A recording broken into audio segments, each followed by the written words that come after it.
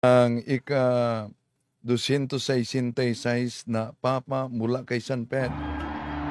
Ito pala Cari ang fratelli final e sorelle, blessing niya buona sa Orbi Pasqua. et Orbi kagabi. At napalad ako na nakaatin sa blessing na yan. At ito ang bumulabog sa lahat ang balita na siya'y pumanaw na. Ang kamarlinggo na nakaupong Papa. Pero alam nyo ba na may huling hiling ang Santo Papa na si Pope Francis? Na binago niya ang tradisyon sa paglibing ng mga Papa. Bakit? Tatalakayin muna natin ito. Samahan ninyo ako. Kasi kalingan, pag palaging inulit-ulit ay magmukha talaga ang katotohanan para sa ating mga kapatid na kulang ang kaalaman. Ang pagkadaya ay maranasan sa iba't ibang paraan. Pero napakasakit pag madaya tayo sa pananampalataya. Dahil nanganib pati ang ating kaluluwa. Viva Cristo Rey! Pro Dio et Ecclesia! Kumusta sa lahat ating mga kapatid na sumusubaybay sa ating live streaming? Welcome. At kagabi inabangan ko talaga ang blessing ng Santo Papa para sa Easter Sunday, mga kapatid. At marinig ninyo yung hina ng kanyang busis. No? Marami talaga. Pero sino bang mag-akala na yun ang pala ang huling blessing ni Pope Francis? Dahil ina-announce na siya'y pumanaw na. Bukas ang katedral alas 5 dito sa Osamis, may misa. Kaya tingnan ko yung announcement, no? Para sa kay Pope Francis, ipanalangin po natin, mga kapatid. Ang tradisyon sa paglibing ng Papa ay merong ilang bahagi ng kaniyang lungon, no? Tulad dito kay Pope Emeritus Benedict. Ito, ilang bahagi ito. So ito ang napaka-tradisyonal. Alam nyo ba na walang sahod ang Papa, walang sweldo? Pero sa kaniyang pagkamatay, merong ilang mga pirasong barya na gold na isama dito sa kaniyang kabaong. Ito ang tradisyon ng simbahan. Ang nakita ninyo ay sa panahon kay Pope Emeritus Benedict XVI. Ito ang paraan. Unang layer ito sa kabaong niya. And then, may ilang layers pa yan.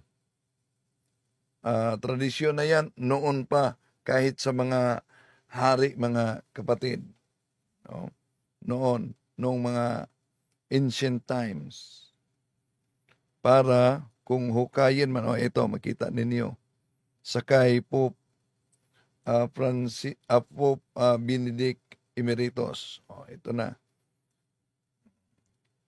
So, ipasok yan sa ilang layer. Sa huling hiling kasi ni Pope Francis ay iisang layer lang ng kabaong ang kanyang hiling. Hindi na katulad sa tradisyon ng mga Santo Papa At hindi siya ilibing dito. Siya ang kauna-unahang papa na di ilibing dito kundi doon sa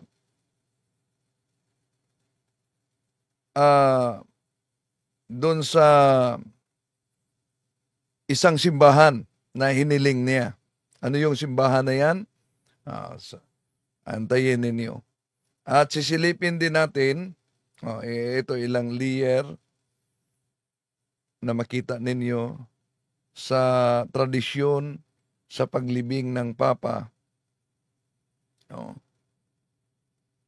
Yan. Pero,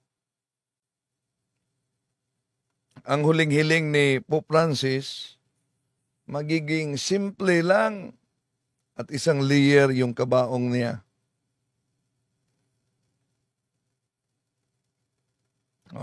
Sa Basilica ni St.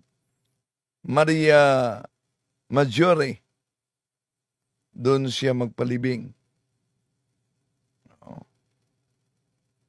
Ating pakinggan muna ito. That his time may be drawing to a close, Pope Francis has quietly laid out his final wishes. He's prepared to leave this world and stand before God. In a move both humble and unprecedented, he has approved a simple, stripped-down funeral for himself. A pope who has always championed simplicity. Yan. Di siya nanirahan sa papal apartment. No? Doon lang talaga siya sa napaka-simple na tirahan. Even in death, would remain true to his calling. As Pope Francis lies in a hospital bed, fighting for his life against severe pneumonia in both lungs, the world watches in anxious silence, offering prayers for his recovery. Yet, as a man of deep faith, he knows that his time on this earth may be drawing to a close. With that understanding, he made a heartfelt wish. In his words, he said, "Though I know..." Ito, di ko sigurado kung ito ba talaga ang pahayag ni Pope Francis. Dahil ito daw umano ang binanggit. That he has already given me many blessings. I ask the Lord for just one more. So, maraming blessing siyang natanggap. Pero yung hiling umano niya, anong sabi niya? Ito daw ang dagdag kahilingan niya. Look after me. Let it happen whenever you wish. But please don't make me suffer too much. Yun. Di ko sigurado talaga kung ito ba ay official talagang pahayag ni Pope Francis na please don't make me suffer too much. Sa mga nagsubaybay natin ngayon, meron ba kayong nalalaman na talagang sinabi yan ni Pope Francis? Bakit? Dahil para sa ating mga Katoliko kasi, importante ang suffering sa ating buhay. Dalawa lang kasi ang mangyari sa buhay natin. To suffer without Christ and to suffer with Christ. Kaya nga, naalala nyo sa Anima Christi? Sa Anima Christi, sinabi diyan, suffer me not, Anima Christi, meaning soul of Christ, may bahagi sa prayer sa soul of Christ, suffer me not to be separated from you. No? Dahil para sa ating mga Katoliko, mga kapatid, tatlong level ang suffering. Una, yung tinatawag na purgative suffering. Pangalawa, yung tinatawag na unitive suffering. Pangatlo, yung tinatawag na redemptive suffering. Kaya ayon pa sa mga santo, lalo na si St. Padre Pio, si Gian Marie Vianney, sabi nila, kung may kakayahan daw na mag-envy, magsilos itong mga anghel, magsisilo sila sa dalawang paraan na wala sila. Eucharist, ang pagkain sa ating kaluluwa, at of course, yung suffering. Kaya nga, kung tignan natin ang Colosas Kapitulo 1, versikulo 24, diyan malaman natin na napaka-importante ang suffering. Kaya, itong pahayag na ito na hiniling daw ni Pope Francis na please don't make me suffer too much. I don't know kung ito ba talaga galing sa kanya. Tuloy natin. Besides this, what other wishes has the Pope expressed that would set his funeral in the future, apart from traditional papal rites? Before we dive into this, let's first take a closer look at the great man. So, meron siya mga kahilingan, no? Meron siyang kahilingan na may pagbabago at pagkaiba sa tradisyon sa paglibing ng Papa. Bakit? Nakita nyo naman yung tradisyon, ilang layer sa kabaong yon, no? Yung lungon, kabaong. Pero sa kanya hiniling niya na simple lamang at isang layer lang. At hindi siya ilibing doon sa libingan ng mga papa. Sa isang basilika ni St. Mary Major, doon siya magpalibing. Tuloy natin. Behind the papacy, the first pope from the Americas. Siya ang kauna-unahang papa sa Americas and then first pope na gumagamit sa pangalang Francis, no? Unang papa talaga na gumagamit sa pangalang Francis, unang papa na Jesuit, no? Unang papa na Jesuit, unang papa na gumamit ng Francis. Pero alam nyo, malaki ang ambag niya sa simbahan para sa pagbabago. Merong kardinal na nagiging naibalik sa pagkalay dahil sa iskandalo sa simbahan, sexual abuse. Alam niyo na yan, bago pa lang na namatay. Merong kardinal na sinampahan ng kaso dahil sa korupsyon. Alam niyo yan. At meron siyang motto proprio, Vox Estis Lux Mundi. No? Yun ang motto proprio, isa sa mga motto proprio ni Pope Francis para sa pagbabago sa simbahan. Vox Estis Lux Mundi. Ano po yun? Ang lahat ng mga obispo sa buong mundo ay inatasan niya kung sakaling may mga kaparian sa kanilang dioceses na involved sa sexual abuse, kailangan talagang mag-report agad nito. Kung mapatunayan sa apostolic nuncio, mapatunayan ni Pope Francis na ang obispo ay walang ginagawa sa iskandalo sa pare, siya ay tatanggalin sa pagka-bishop. Yan ang motto proprio sa Vox Estis Lux Mundi, mga kapatid. No? At meron na mga pare talaga na naibalik sa pagka-lay, tinanggal sa pagka-pare at tinanggal sa pagka-ordained minister. May isa na nabalita galing sa Diocese of Borongan, di ba? At meron pang iba na hindi na nabalita. May mga may na-excommunicate, may na ibalik sa pagkalay. No. So, part yan sa kaniyang pag-reform sa simbahan. Okay. At tuloy natin, mga kapatid. This is how monumental Pope Francis's papacy is. Born Jorge Mario Bergoglio on December 17, 1936, in Buenos Aires, Argentina. He was born from a humble family. His parents were Italian immigrants seeking a better life. His father, Mario, worked tirelessly as a railway accountant. Meanwhile, his mother, Regina, devoted herself to raising their 5 children. Although he first set his sights on a career as a chemical technician, destiny had greater plans. A deeper calling pulled him toward a path of faith, leading him to the diocesan seminary of Villa Devoto. In December 1969, Bergoglio was ordained as a priest, stepping fully into the path that had long called to him. Yet his journey was not without personal struggles. Though his mother was a devout Catholic, she initially resisted his decision to join the priesthood, unable to reconcile her faith with the sacrifice it demanded of her son. But as she watched him stand at the altar on his ordination day, something within her shifted. By the end of the ceremony, she not only accepted his calling, she embraced it. Just a few years later, in 1973, Bergoglio took on the role of Jesuit Provincial of Argentina, guiding others in faith and service. In 1992, he stepped into a new chapter of his journey, becoming Archbishop and taking on the immense responsibility of guiding a diocese of over 3 million souls. At kung maalala ninyo yung balita sa Buenos Aires during sa time na siya ay Archbishop mga kapatid, naalala nyo na merong consecrated host na nakita doon sa sahig at dahil nasa sahig na at nagiging dirty na talaga, so inilagay na sa chalice.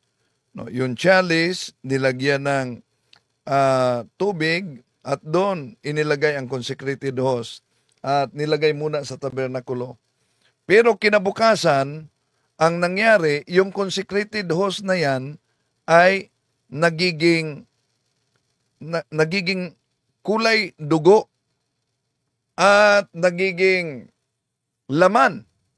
Kaya sa nanatili lang yon sa tabernakulo sa mahabang panahon hanggang nagdesisyon si Archbishop Bergoglio na si Pope Francis na paimbestigahan. At naimbestigahan talaga, isa sa mga nag-imbestiga yung atheist na scientist, no, na kumuha lamang ng kunting bahagi doon sa consecrated host at dinala sa New York para sa investigasyon. At di niya, di talaga siya na nagsabi kung anong bahagi iyon. Basta, iniimbestigahan kung ano ba talaga. At na-confirm, nalaman mga kapatid, na ang naturang dugo o na type AB. Type AB talaga ang ating Panginoong Hesus.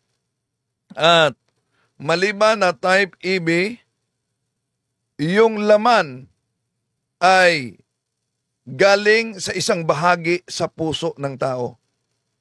Kaya yon ang dahilan kung bakit ang naturang scientist ay na-convert sa pagkakatoliko. Dahil para sa kanya, paano nangyari na ang isang ordinaryong ostia na dinadasalan at kinoconsecrate ay nagiging tunay na laman at dugo na iniimbestigahan nila. So, na-convert iyon. Tuloy natin. Then came the moment that would change not just his life, but the course of the Catholic Church. On March 13th, 2013, Hello kay Ka-Bornok Factbusters. Huwag niyong kalimutan na mag-subscribe sa Factbusters PH, ha? Marami kayong matutunan dyan, mga kapatid. the world waited as white smoke billowed from the Sistine Chapel. In that historic instant, Bergoglio became Pope Francis. So, siya ang naging Santo Papa, inabangan talaga ng karamihan yan, no? At nagiging Santo Papa siya. Ako, magiging 51 na ako ngayong 25, March 25. Sa 51 years old ko, meron ng 5 papa na gumagabay sa simbahan. Mula kay St. Paul VI, St. John Paul I, St. John Paul II, Pope Benedict XVI, at itong si Pope Francis. Bale, magiging ika-6 na papa sa buhay ko kung sino man ang susunod na mapili. Pagdasal natin mga kapatid. Ha? Dahil alam nyo naman na kahit ang simbahan ay under attack. Bakit under attack? Naalala nyo yung pahayag ni Saint Popol VI noon? The smoke of Satan has entered the church. Oh. Bakit sinabi niya, the smoke of Satan has entered the church? Naputol kasi iyon sa pagtalakay natin. No? Dahil sa panahon niya, may advice ang mga cardinals noon, no? Si Cardinal Estafa, siya ang prefect sa Congregation of Signatory, Apostolic Signatory. Ibig sabihin, siya ang prefect, siya ang nasa Supreme Court sa Roman Curia at si Cardinal Hodge. May advice sila ni Saint Paul VI, mga kapatid, na iimbestigahan ang Roman Curia. Roman Curia, the core of the government of the church. Yun ang Roman Curia. Imbestigahan dahil may nakapasok na miyembro ng tinatawag na Freemasonry. Kaya, siguro narinig niyo na yan mga kapatid. Itinuturo ni Popol VI noon, Saint Paul VI, si Archbishop at naging Cardinal, si Edward Cardinal Gagnion, na mag-imbestiga sa Roman Curia.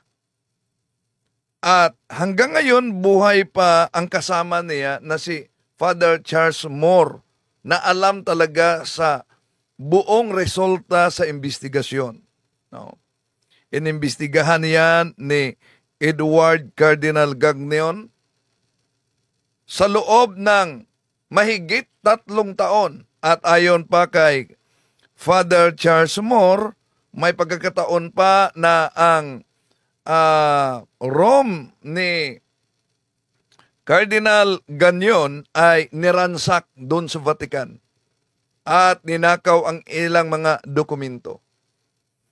At ayon kay Father Charles Moore, na batay sa investigasyon, 2 sa Roman Curia ang positive na nagiging miyembro sa Freemasonry. Ang isa ay napakataas ang posisyon at nagiging kandidato pa sa pagka-Santo Papa. Sino yan? Pinangalanan nila sa report na si Cardinal Sebastian Baguio. Siya ang prefect sa Congregation of Bishops. Siya ang responsable sa pagtuturo ng iba't ibang mga obispo. Kaya nga, ayon kay Father Charles Moore, di kayo magtaka kung bakit may mga obispo na wala nang paniniwala kaugnay sa exorcism dahil mga pinili niya karamihan, mga modernist bishop sa simbahan. So, ngayon, ipinasa na ni Cardinal Gagnion yung kaniyang report kay Saint Paul VI ayon kay Father Charles Moore. Ano ang resulta?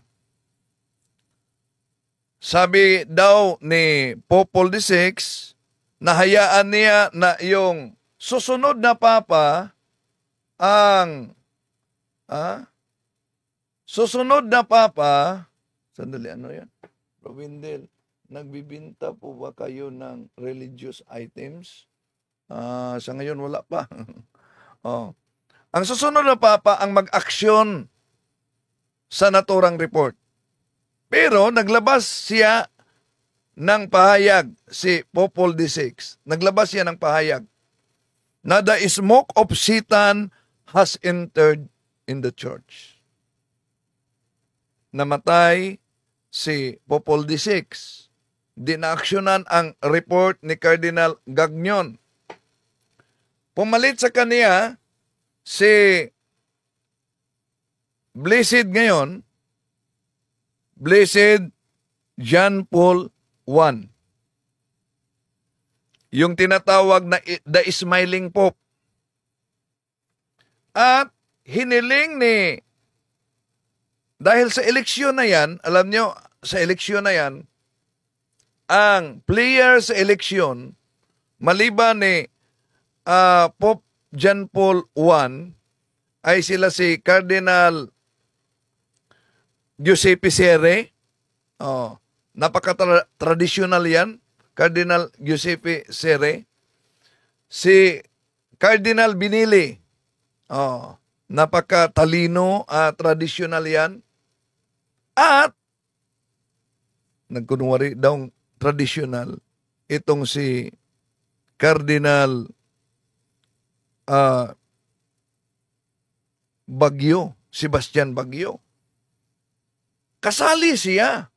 No? Kung makita ninyo yung eleksyon ni Popol VI sa movie, sa palabas mga kapatid, binanggit sa eleksyon si Cardinal Sebastian Baguio, Cardinal Binelli, Cardinal Giuseppe, hanggang napili yung Smiling Pope John Paul I.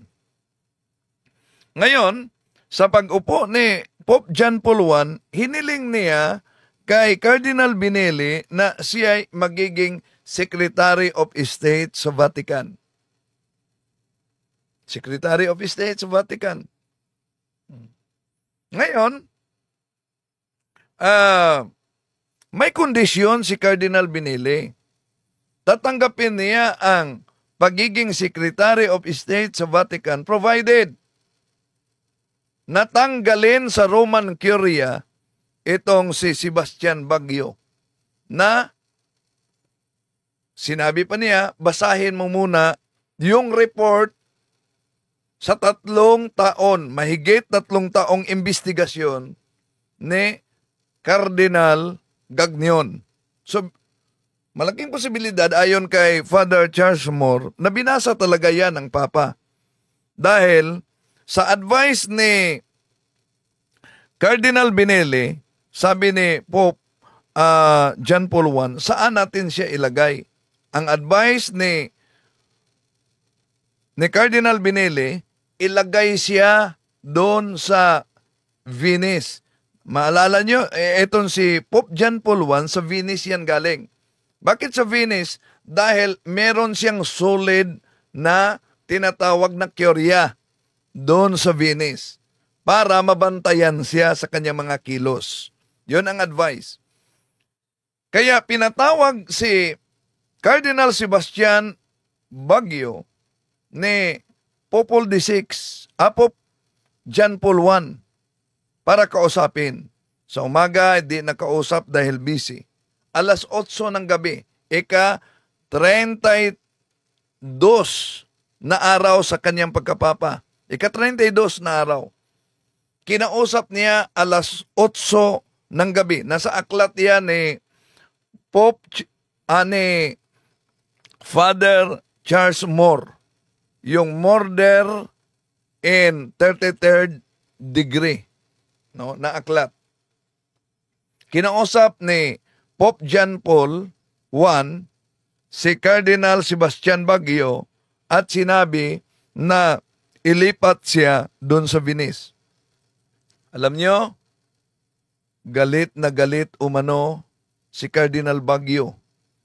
Ayaw niyang magpalipat at napakalakas umano ang sigaw nito doon sa habang kinausap ng Papa na gustong ilipat.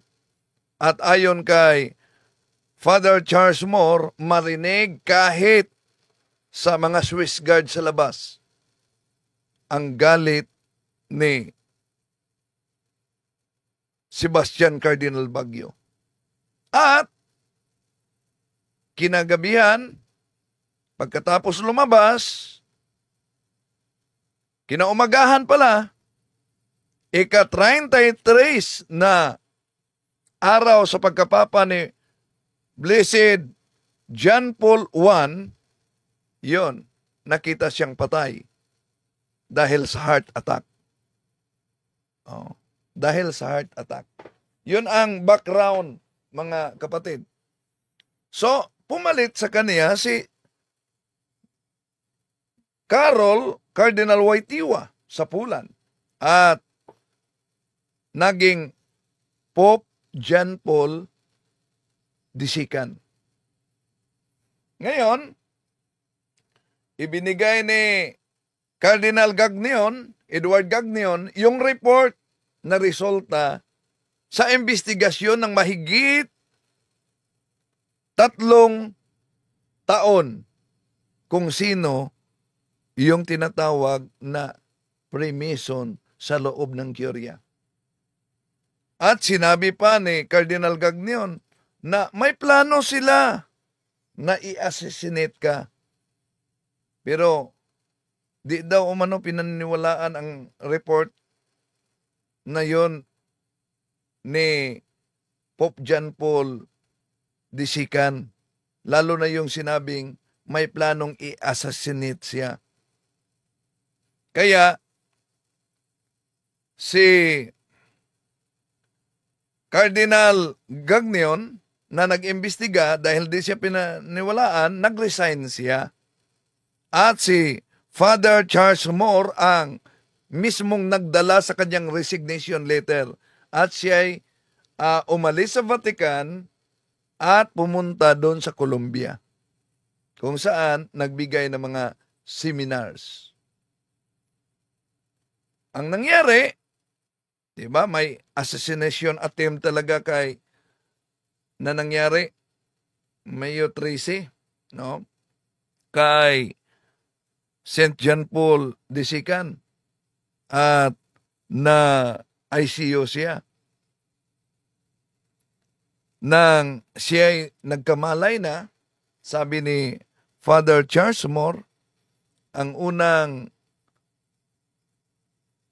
pahayag daw ni St. John Paul II, find Cardinal Gagnion. Kaya pinabalik nila si Cardinal Gagnion. Yun ang istorya, mga kapatid. Bahagi lang yan, no? So, ngayon, CD vacante tayo. Pero pakinggan muna natin itong background na ito sa kay Pope Francis, mga kapatid. Shepherd of over 1 billion Catholics. Under Pope Francis, the Catholic Church has embraced a powerful calling to be a church for the poor. With humility and conviction, he has led a transformation, turning faith into action. To him, the church is not just a place of worship. It is a sanctuary for the forgotten, a voice for the voiceless, and a beacon of hope for those who have none. With unwavering faith and a heart devoted to service, Pope Francis has led the Catholic Church into a new era, one of renewal, compassion, and deeper connection. But as all journeys must one day reach their final chapter, a question lingers in the minds of many. What will happen when his time on this earth comes to an end? When Pope Francis takes his final breath, a centuries-old ritual will begin, one steeped in tradition and Ayan ang tradisyon talaga, no? Kung siya ay pumanaw na, una, ito ang mangyari talaga at nangyari na. carried out with solemn precision. The weight of responsibility will fall upon the Camerlengo, the Vatican official tasked with confirming the Pope's passing. This role now belongs to Irish-born Cardinal Kevin Farrell. In a moment both intimate and historic, the Camerlengo will enter the Pope's private chapel, standing before his still form. Following tradition, he will call out the pontiff's name 3 times, listening in silence for a response that will never come. Then, in a solemn and symbolic act, he will take the papal signet ring, the symbol of the Pope's authority, and deface or destroy it, marking the official end of his reign. With that, the doors to the papal apartments will be sealed, and the Church will turn its gaze to the future, preparing for the choosing of the new leader. The College of Cardinals, the most senior officials of the Church, is notified, and soon, the Vatican delivers the solemn news to the world. With his death, the ancient tradition of Novendiales begins, a sacred 9-day period of mourning filled with prayers, masses, and ceremonies. Sandali muna. Okay. Nabasa ko itong tanong ni Kaborno Fakbusters PH. May tanong ako, bro. Di ba Jubilee year ngayon? At isa sa mga requirements to get the plenary indulgence is to pray for the intentions of Pope. Paano na ngayon dahil naka-CD vacante ngayon? Oh. Okay. Yes. No? Dahil may pagbabago talaga kapatid, no? Kahit na sa pagbabago, 'di ba, pag magmisa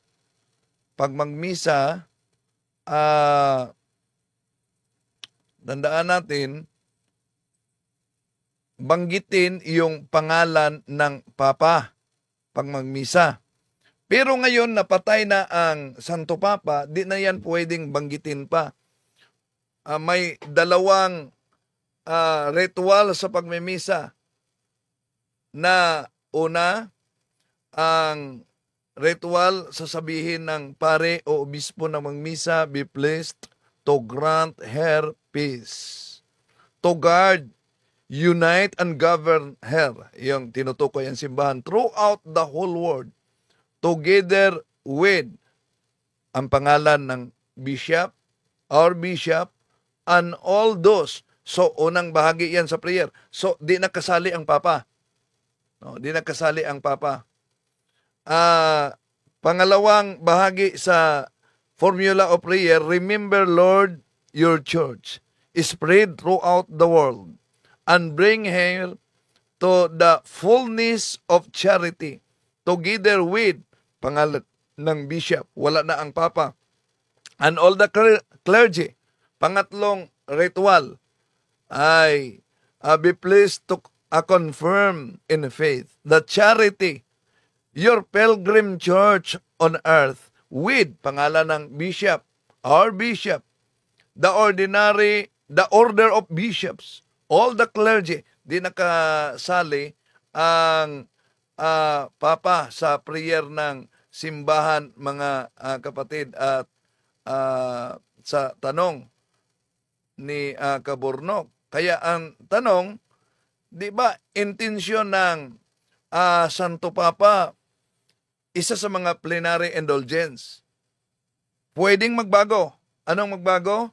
Ang i-prayer natin na makapili sa gabay ng Espiritu Santo na successor. Makapili ang College of Cardinals sa gabay ng Espiritu Santo na tamang successor kapalit sa pumanaw na Papa. Yun po pwedeng gawin natin, no? Dahil ipalit natin sa intentions of the Holy Fathers dahil bakante ngayon, CD bakante. So, ibig sabihin, yung prayer natin may taglay na tinatawag na plenary indulgence. Ipanalangin natin na ang College of Cardinals makapili talaga ng magaling na successor sa pumanaw na Papa. Okay. Tuloy muna natin, tuloy muna natin. Honoring his life and legacy. As is customary, Italy is expected to declare a national period of mourning. Yan ang mangyari.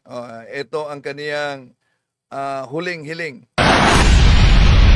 During these days of sorrow and remembrance, Pope Francis's body will be carefully prepared for public viewing in St. Peter's Basilica. Dressed in full papal vestments, he will rest beneath the grandeur of Michelangelo's dome, as streams of mourners will arrive to pay their final respects. Throughout history, popes have lain in state on an elevated platform called a catafalque, but Pope Francis, true to his humble nature, has chosen a simpler farewell. His body will rest in an open coffin, without the grandeur of past papal funerals, reflecting the humility that defined his life. This isn't the only tradition Pope Francis will set aside. For centuries, most popes have been laid to rest in the Vatican grottos beneath St. Peter's Basilica. Yan. Yun talaga ang tradisyon, no? Sa karamihang papa, doon sa grotto. Ilalim yan sa altar ng Basilica ni San Pedro. But Pope Francis, ever guided by At yung ilalim ng Basilica, nandun din ang mga buto ni San Pedro. No? Mga buto ni San Pedro. At alam niyo ba mga kapatid, bigyan ko kayo ng background. Sa piyesta ni Saint Agnes, dahil ang pangalang Saint Agnes ay galing sa Latin Agnos, may tradisyon ang simbahan na ginagawa sa piyesta ni Saint Agnes. Yung tupa, no, yung tupa ay i-offer yan sa Santo Papa at i-bless yan ng Santo Papa. Mga monk na madre ang magdala niyan. And then, palakihin yan ng mga madre. Oh, palakihin nila yan sa monastery, yung tupa, sa piyesta ni Saint Agnes. Pagkatapos, yung mga balahibo ng tupa, ay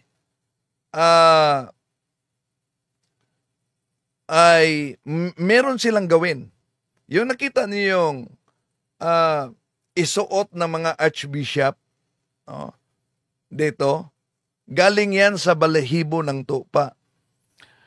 Bali, pag lumaki ng tupa, kunin nila yung balahibo at gawin nila yung para kasuotan sa archbishop at 12 at ilagay nila yan doon sa libingan ni San Pedro. At pag may maturo na archbishop doon, magkuha ng ganyan para isuot sa archbishop. Okay, tuloy natin. his own path, has chosen differently. He has expressed his wish to be buried in Santa Maria Maggiore, a church he visited often and held close to his heart. If his request is honored, he will be the first pope in over a century to be laid to rest outside the Vatican. In yet another Sandali, may nabasa tayo dito. Raymond Gulani, possible po ba na conservative at strict na papalit sa Pope? Ay, dalangin natin, kilos ng banal na Espiritu Santo, ng Espiritu, no? Dahil, kung maalala nyo, napaka-conservative at napakatalino. Sila si Cardinal Binele at Cardinal Giuseppe Sere. Pero, kahit sila'y mga kandidato sa pagka-Santo Papa, napili noon ay si Cardinal Luciani na kumuha sa pangalan, buti na lang di napili si Cardinal Sebastian Baguio na ayon sa report ay isang kaanib ng Freemasonry, no? So si Cardinal Luciani na kumuha sa ngalan at nagdala sa pangalang Pope John Paul, Blessed Pope John Paul I. So panalangin natin mga kapatid. Okay. Kung sino man ang karapat-dapat na magiging servant of all servants sa simbahan. Okay, tuloy natin. break from tradition, Pope Francis has requested a simple wooden coffin with a zinc lining, foregoing the customary 3-layered burial of cypress, lead, and oak. 3-layer, no? 3-layer. Tulad sa pinakita natin sa inyo mga kapatid, pero sa kanya, ang gusto niya, single. Sandali ha. Ito. Ang kay Pope Pope Pope Benedict XVI, no, Emeritus. Ito, 3 years talaga. Yan, ito ang bahagi sa tradisyon na makita ninyo, mga kapatid. Yan. Ang tradisyon. No? And then, ito. Ang sunod na layer. Ipasok diyan. Yon. Yun ang tradisyon. At doon sa grotto, sa ilalim ng altar ng Basilica ni San Pedro, doon kadalasan ilibing. Pero iba ang sa kanya. Bakit? Roughly 2 to 3 weeks after the funeral, the College of Cardinals will convene in the Sistine Chapel for the sacred process of electing a new pope, an event known as a magpalibing siya doon sa Basilica of St. Mary Major.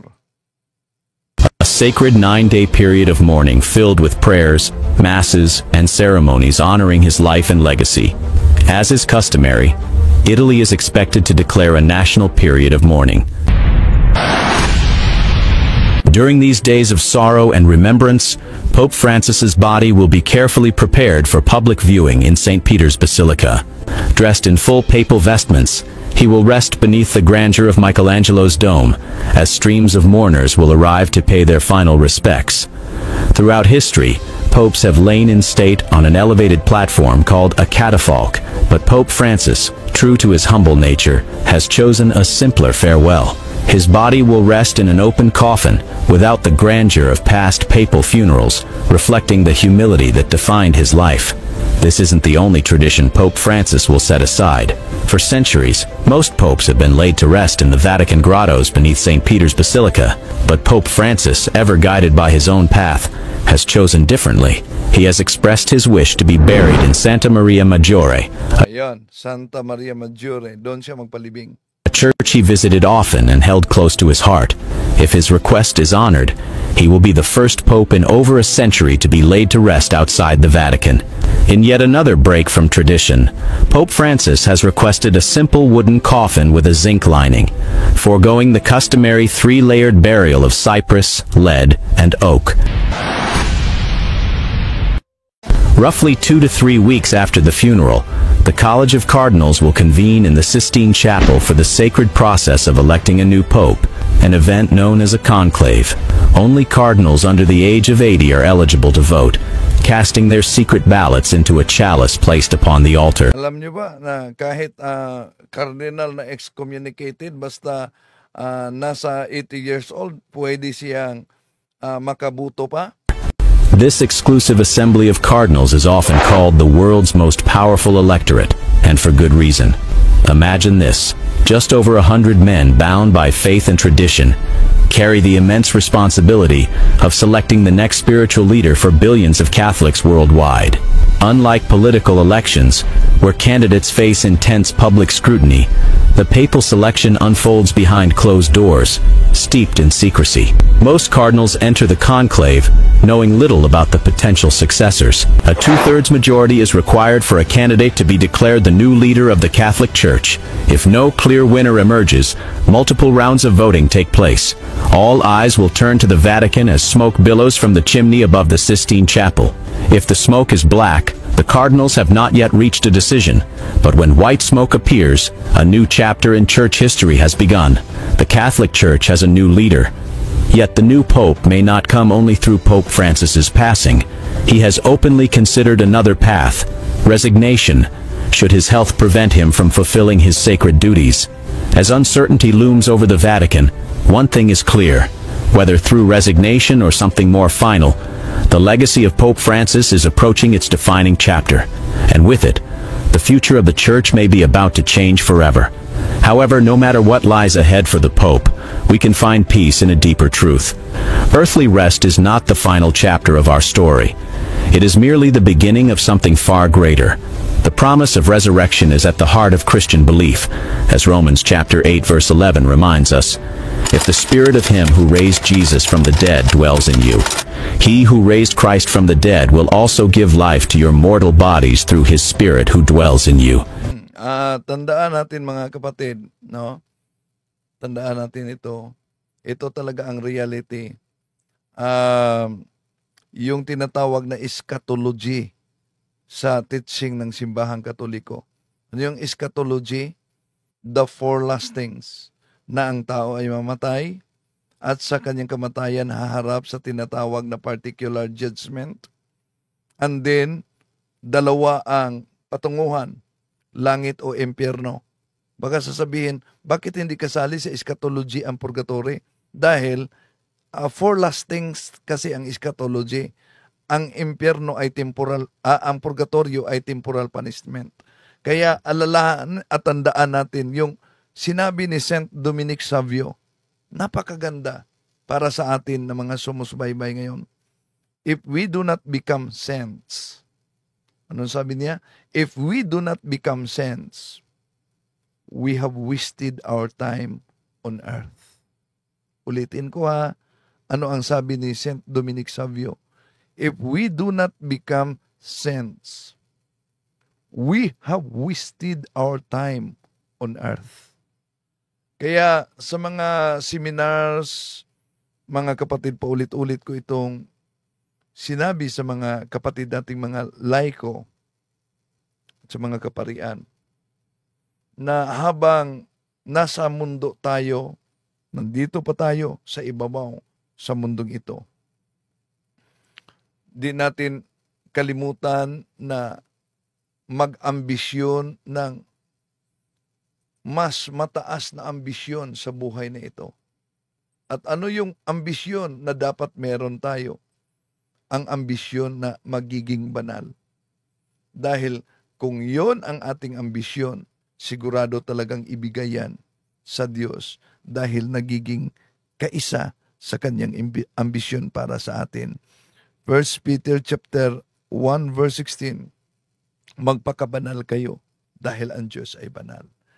Ito ang kaganapan ng ina-announce na ng Vatican, ang pagkamatay ni Pope Francis. Marinig ninyo ang tinig ng kampana. Dito.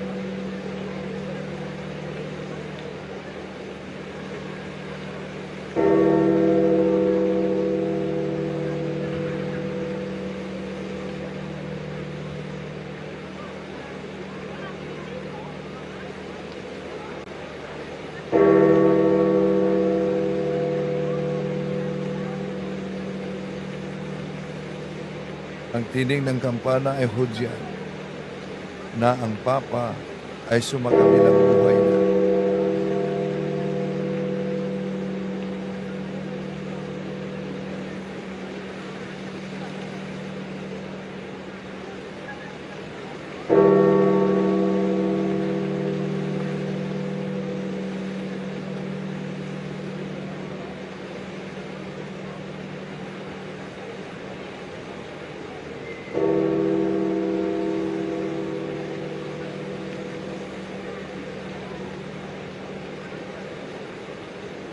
Kung inaabangan niyo kagabi ang final ang blessing sa Easter blessing ni Pope Francis, napakaswerte natin na sa huling blessing niya ay inabangan natin. Dahil ang blessing ng Papa ay nagbibigay din ng tinawag na plenary indulgence. At plenary indulgence can be obtained under the usual conditions. Hilingin natin yan sa morning prayer natin. Lord, I wish to obtain plenary indulgences attached to my good works and prayers today. Yun ang sinabi ni Ka Bornok na isa sa mga conditions. Ipanalangin natin ang intentions sa Holy Father.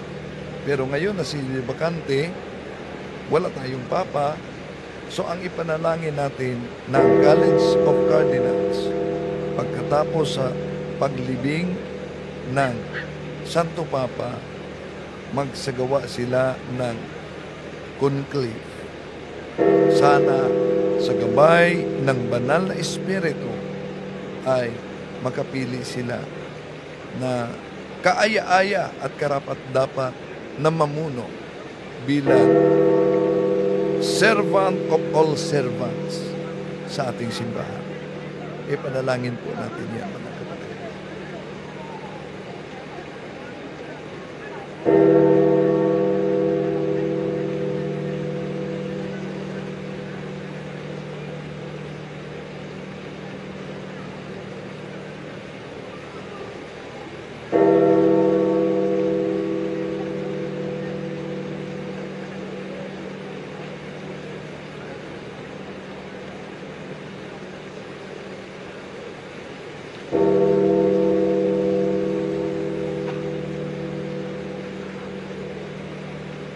Ang tunog ng kampana ay hudyat na pumanaw na ang Papa. Ipanalangin po natin si Pope Francis. Alam niyo naman ang sinabi ng ating Panginoon Jesucristo, sino man na binigyan ng malaking obligasyon ay sisingilin din ng malaki.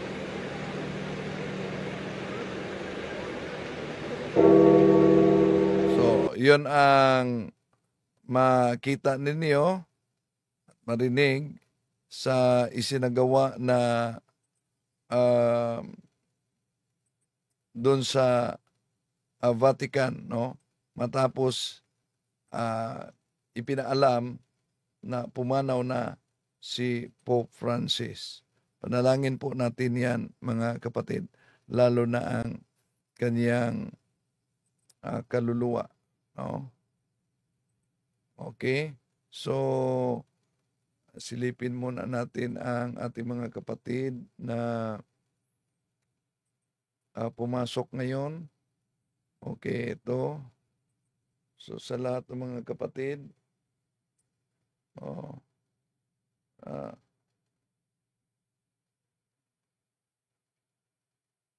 sabi ni Rinaldo Gulani, aaminin ko po na gimbal po ako sa balitang ito. Subalit, salamat sa Diyos at kinupkup na ng ating Diyos, Ama si Pope Francis, ang pinuno ng Iglesia Katolika. Sabi din ni Romeo Aguirre, may you rest in peace, Pope Francis. We love you and we pray for you.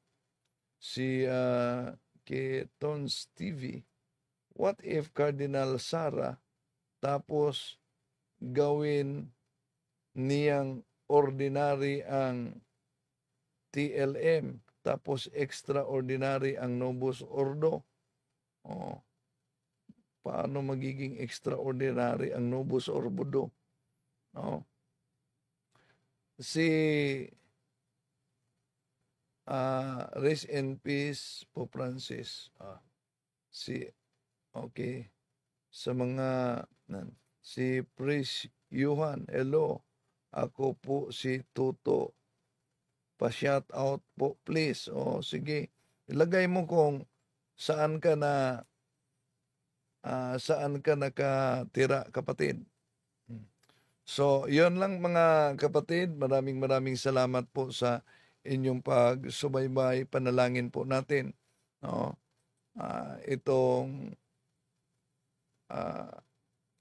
Itong pagpanaw ni Pope Francis. No? At panalangin din natin na sana ang College of Cardinals makapili sila na karapat-dapat mamuno sa simbahan. Maraming salamat po sa inyong pagsubaybay at ulitin ko na sa aking 51 years old, magiging 51 years old na ako ngayong April 25. Uy, si Pastor Kibuloy pala, birthday din niya April 25, ano? Oh. So magiging 51 years old na ako.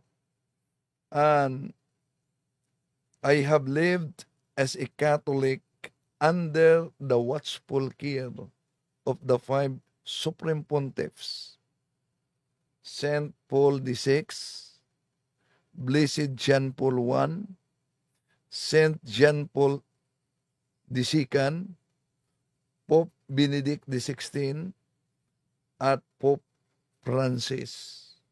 So magiging ika-6 kung sino man ang mapili kapalit sa kanya. Maraming salamat po. Hanggang sa muli, itong inyong lingkod, Brad Wendell Talibong.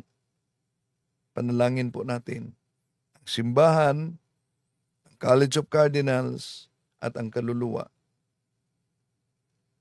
ni Pope Francis.